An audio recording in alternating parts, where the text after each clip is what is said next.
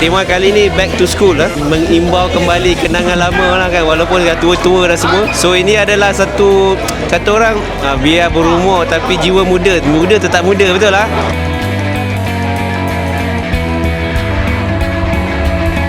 Assalamualaikum dan juga selamat sejahtera.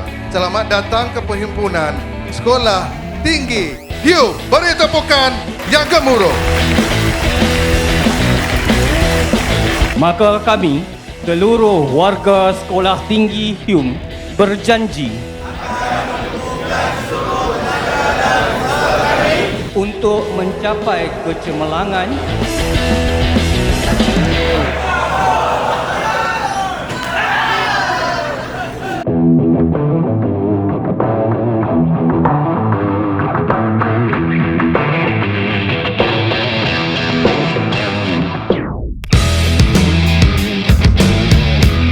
Welcome to Hyum Annual Dinner. Thank you.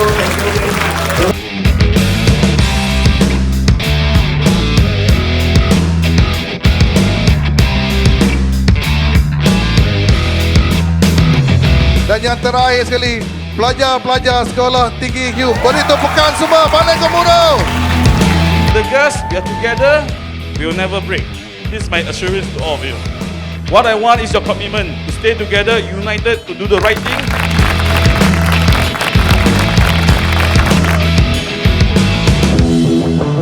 Saya juga ingin mengambil kesempatan ini untuk merakamkan setinggi-tinggi penghargaan dan ucapan terima kasih kepada seluruh ahli jawatan kuasa penganjur.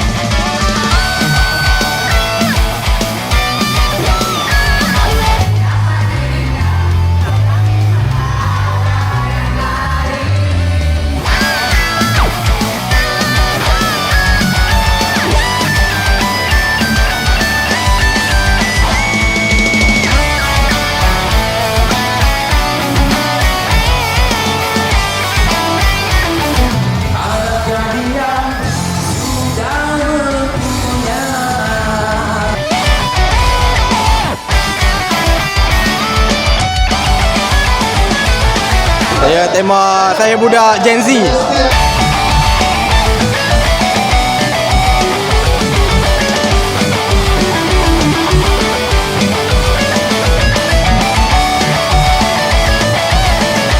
Saya tema Cikgu Bahasa Melayu.